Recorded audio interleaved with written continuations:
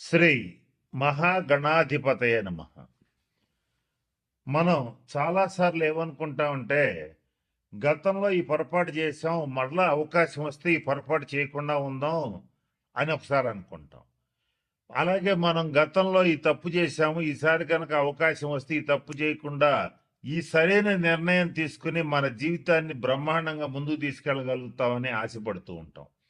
ఇట్లా ఏదైనా సరే గతంలో చేసినటువంటి తప్పులు కానీ, మన వల్ల జరిగిన ఇబ్బందులు కానీ, మనకు తెలియకుండా జరిగినవి కానీ, తెలిసి జరిగినవి కానీ ఏవైనా సరే ఒక ఇబ్బందికరమైన పరిస్థితులు, దాని ఫలితాలు చేసినప్పుడు తెలివి కానీ, చేసిన తర్వాత మనకి చాలా బలంగా దెబ్బ కొడుతూ కనపడుతూ ఉంటాయి.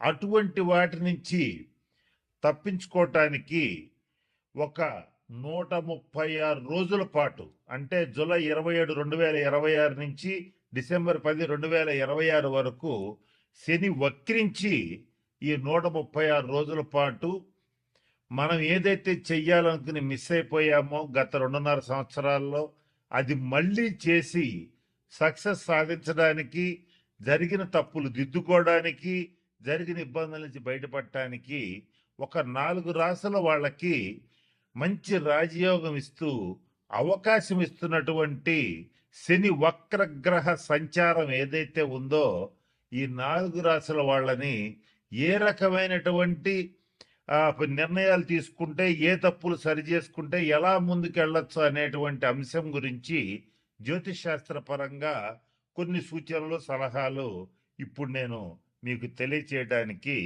ప్రయత్నం చేస్తాను. ఇక రెండవది మకర రాశి వాళ్ళు. ఈ రాశికి కూడా శని అధిపతి. వీళ్ళకి ఏంటంటే, ఈ శని వక్ర ప్రభావం వల్ల ఫైనాన్షియల్గా ఏమనిపిస్తుందంటే, ఓకే ఇక్కడ డబ్బులు పెడితే బాగా వస్తాయి, లేదా ఈ వ్యాపారంలో పెడితే బాగా వస్తాయి, లేదా ఈ బిట్ కాయిన్లో పెడితే బాగా వస్తాయని ఇట్లా ఒక ఆశ కలుగుతుంది. పొరపాటును కూడా ఆ పనులు చేయవద్దు. అనవసరమైన ఎక్కువ ఆశకి పోతే ఈ మకర రాశి వాళ్ళకి ఆర్థికంగా బాగా ఇబ్బందులు పడతారు. కాబట్టి ఆ పనులు చేయొద్దు.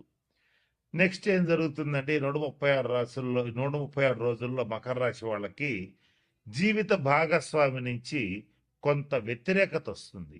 అలాగే కుటుంబ సభ్యుల నుంచి కూడా అనుకోని వ్యతిరేకతలు వస్తూ ఉంటాయి. వచ్చినప్పుడు బాగా విస్తృతంగా విసిగిపోయి గట్టిగా అరవటం కానీ, లేదా కోపట్టం కానీ, లేదా అనేక రకాలుగా ఎవరి పరిస్థితిని బట్టి వాళ్ళు స్పందిస్తారు. అలా వద్దు. మీరేం చేస్తారంటే, ఈ 136 రోజులు ఎవరు ఏం మాట్లాడినా మౌనంగా ఉండండి. మౌనేన కలహం నాస్తి. అంటే మౌనంగా ఉంటే తగదా రాదు. అది జీవిత భాగస్వామితో కావచ్చు, కుటుంబ సభ్యులతో కావచ్చు. కాబట్టి వాక్కుని నియంత్రించుకోండి. పొరపాటును కూడా తొందరపడి స్టేట్మెంట్స్ ఇవ్వద్దు. ఇది ఇలా చేసి ఉండాల్సింది, ఆడు అలా చేశాడు, ఇది ఇలా చేశాడు, ఇట్లా మాట్లాడొద్దు. మీ జీవితం ఏదో మీరు చూసుకోవటం ఈ 136 రోజుల్లో అవసరం.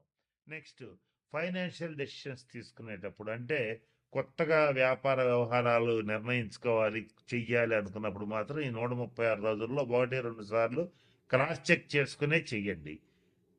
వీలే కుదిరితే మాత్రం జాతకం పరిశీలింపజేసుకుని, ఎవరైనా మకర రాశి వ్యక్తి కొత్తగా ఒక వ్యాపారాన్ని ప్రారంభించాలనుకున్నాడు, ఈ 136 రోజుల్లో ప్రారంభించాలి అనుకుంటే జన్మ జాతకాన్ని పరిశీలింపజేసుకుని దశాంతర దశలు బాగుంటేనే ప్రారంభించండి. కానీ ఆ ఐడియా వచ్చింది కదా అని మాత్రం ప్రారంభించద్దు, ఇబ్బంది పడతారు. అంటే వృద్ధులు, వికలాంగులు ఎవరన్నా ఉంటే వాళ్ళకి సహాయం చెయ్యండి. అది ఆర్థికంగా కావచ్చు, అలాగే వాళ్ళకి సర్వీస్ చేయటం కావచ్చు. వికలాంగులు ముఖ్యంగా ఎవరన్నా కుంటి వాళ్ళు ఎవరన్నా ఉంటే వాళ్ళకి ట్రైసైకిల్స్, అంటే 3 చక్రాల బండ్లు ఇవ్వటం కానీ, లేదా వాళ్ళ ఆసుపత్రి ఖర్చులకు డబ్బులు ఇవ్వటం కానీ. రోగుల్లో కూడా మామూలు రోగులు కాదు, దీర్ఘ రోగులు. కొన్ని దీర్ఘ రోగులకి, తరుణ రోగులకి తేడా ఏంటంటే, తరుణ వ్యాధులు అంటే అప్పుడే వారం 10 రోజుల్లో తగ్గిపోతాయి. దీర్ఘ రోగులు అంటే నెలలో సంవత్సరాల తరబడి వాళ్ళు రోగిష్ట వాళ్ళనే ఉంటారు. వాళ్ళకి సేవ చేయండి. ఇంకా కుదిరితే ఈ 6 రాసుల వాళ్ళు ఎవరైనా రక్తదానం చేసే అలవాటు ఉంటే చెయ్యండి, అది మీకు మంచిది.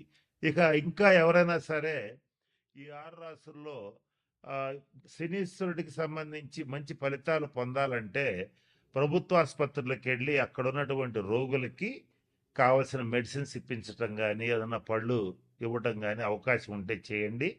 ముఖ్యంగా వృద్ధాశ్రమాలు, అనాథాశ్రమాలు కాదు, వృద్ధాశ్రమాలు ఎవరికైతే ఉంటాయో అక్కడికి వెళ్ళి వృద్ధులకి సేవ చేయండి. వాళ్ళకి కావాల్సిన వైద్య సదుపాయం కల్పించండి, వాళ్ళకి కావాల్సిన సేవలు చేయండి. శని గ్రహం అనేటువంటిది వృద్ధుల్ని సూచిస్తుంది, నల్లటి వాళ్ళని సూచిస్తుంది, కుంటి వాళ్ళని సూచిస్తుంది. అలాగే నలుపుకు సంబంధించినటువంటి విషయాలు, నూనెలకు సంబంధించిన విషయాలు, పత్తికి సంబంధించిన విషయాలు సూచిస్తుంది.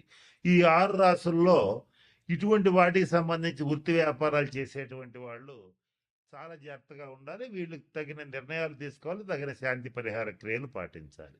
ఇలా చేస్తే ఖచ్చితంగా మంచి ఫలితాలు ఉంటాయి. ఇంకొక ముఖ్యమైన విషయం, శని ఎప్పుడు కూడా క్రమశిక్షణను కోరుకుంటాడు, ఆనెస్టీ, నీతి నిజాయితీలను కోరుకుంటాడు. ఈ 6 రాసుల్లో ఎవరైతే నీతిగా నిజాయితీగా ఉంటారో, క్రమశిక్షణతో ఉంటారో, పరద్రవ్యాన్ని ఆశించరో, అంటే ఎదుటివాడి ఇల్లు కొంప కొల్లగొట్టి కాజేయాలనుకోరో, వాళ్ళకి మాత్రం మంచి ఫలితాలు ఉంటాయి.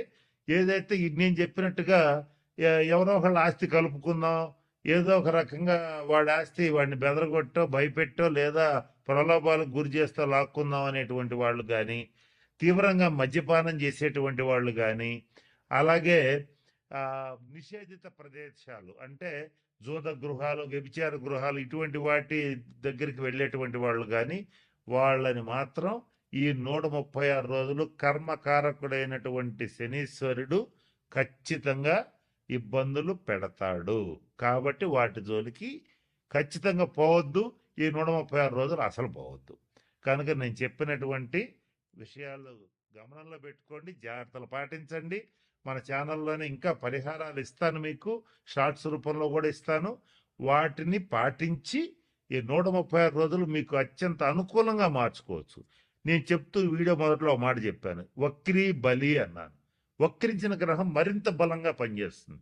ఆ బలంగా పనిచేసేటప్పుడు దాన్ని పాజిటివ్గా నెగిటివ్గా మార్చుకోవటం మీ చేతుల్లో ఉంటుంది. కాబట్టి నేను చెప్పిన అన్ని సూచనలు పాటించి అందరూ 12 రాసుల వాళ్ళు శనీశ్వరుడు యొక్క శుభ ఫలితాలు పొందాలని మనస్ఫూర్తిగా ఆశిస్తూ ఆ పరమేశ్వరుడిని ప్రార్థిస్తూ సెలవు తీసుకుంటున్నాను. స్వస్తి.